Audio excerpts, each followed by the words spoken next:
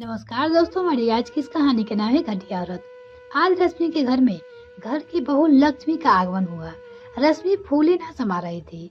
बेटे के लिए जैसी बहू की कल्पना की थी, नेहा बहू उससे भी बढ़कर मिली। पढ़ी लिखी, सुंदर और संस्कारों से सजी, क्योंकि परिवार अच्छा संस्कारी था।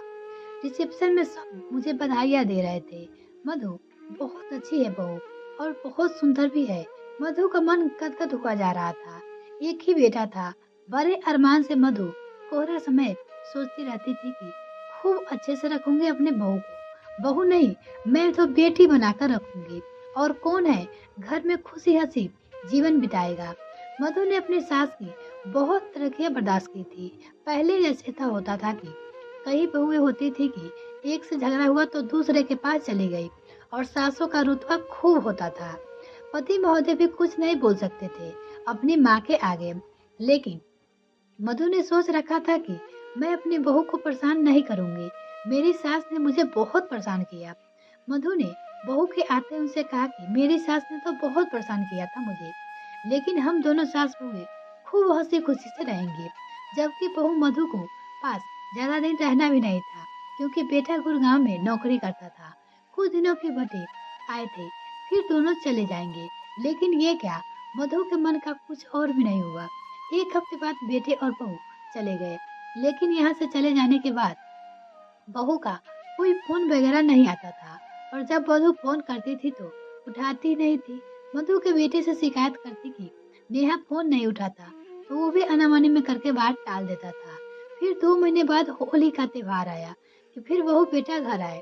पहला त्योहार था तो मधु ने एक सुंदर सी साड़ी खरीद कर रखी थी। जब वो नेहा को दी तो मुंह बिचकाकर बोली, ये क्या मम्मी जी, आप पुराने डिजाइन की साड़ी खरीद कर लेती हो। पहनाना मुझे है कि आपको मुझे पसंद से कर लिया करिए, नहीं तो ना करिए। उसके इस रवैये के मधु अवाक रह गई। त्योहार के बाद दोनों चले गए। उनके जाने के बाद अचानक से मधु का पति का हार्ट प्रॉब्लम सामने आ गई। डॉक्टर ने कहा कि इन्हें दिल्ली ले जाना पड़ेगा। बेटा बहू गुड़गांव में रहते थे। मधु पति को लेकर दिल्ली गई। डॉक्टर ने चेकअप के बाद ब्रेस्ट मील्स लगाने की सलाह दी। 2 दिन ठीक रहा, लेकिन फिर वो अजीब रवैया हो गया बहू का। वो तो कमरे से बाहर ही नहीं निकलती थी। घर में खाना नाश्ता सब कुछ मधु को ही करना पड़ता था। पति को अस्पताल में भर्ती करा दिया। बड़े अस्पताल में पेशेंट के साथ किसी को रहने की जरूरत नहीं होती है। मरीज की देखभाल और खाना पीना सब वही से होता है। मधु यहाँ घर पर दिन भर लगी रहती। बहुत दिन भर कमरे में रहती थी, आराम से पड़ी रहती। एक दिन कुछ सामान रसोई का खत्म हो गया था, तो मधु ने बहू से कहा, कम से कम इतना तो देख लिया करो कि सामान खत्म हो गया, बाजार से मंगवा लो। तपाक से बहू बोली, ये क्या काम है, मेरा नहीं। मैंने सोचा क्या, इनके घर की नौकरानी बन के आई हूँ। जब से आई हूँ एक कप चाय भी बनाकर नहीं दी। धीरे धीरे मधु के सपने टूटने लगे। सोचने लगी, बहू तो संस्कार लग रही थी, ये क्या हो गया। असल में बहू का परिवार तो बहुत अच्छा था, लेकिन सालों से नेहा पढ़ाई के चक्कर में घर से बाहर रही, तो घर की जिम्मेदारी और घर के कामों से मुक्त हो गई है। उसके घर के कामों में या घर की जिम्मेदारी में कोई दिलचस्पी नहीं है। बस बाहर से खाना ऑर्डर करो और पढ़ो और आराम से रहो।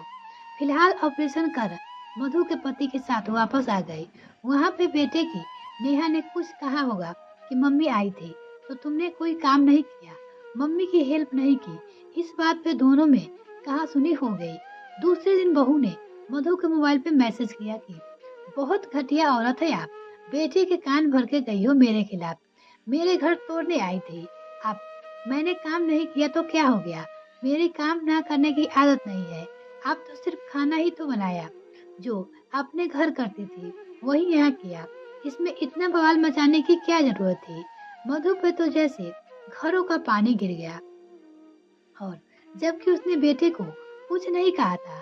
ऑपरेशन के बाद छुट्टी हो गए तो मैं अपने घर चली आई, यही सोचकर कि मधु चुपचाप वहां से चली आई थी, लड़ाई झगड़े से बचने की खातिर। लेकिन ऐसा होगा उसने सोचा ना था।